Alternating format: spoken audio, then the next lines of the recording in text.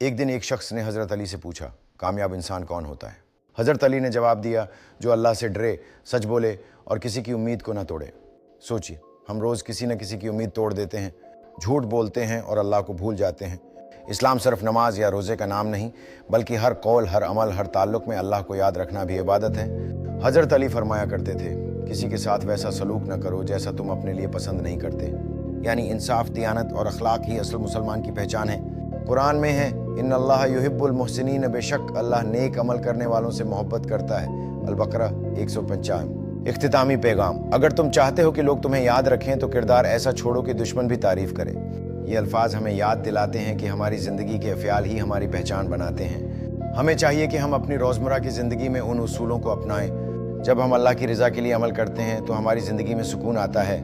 یاد رکھیں، کامیابی کا اصل معیار دوسروں کی خوشیوں میں شامل ہونا ہے۔ حضرت علی کے اقوال ہمیں سچائی، دیانت اور محبت کی راہ پر چلنے کی ترغیب دیتے ہیں۔ آئیے ہم سب ایک دوسرے کی مدد کریں اور نیکی کے راستے پر چلیں۔ ایک مثبت تبدیلی کی شروعات خود سے ہوتی ہے، تو آئیں ہم اپنی اصلاح کریں۔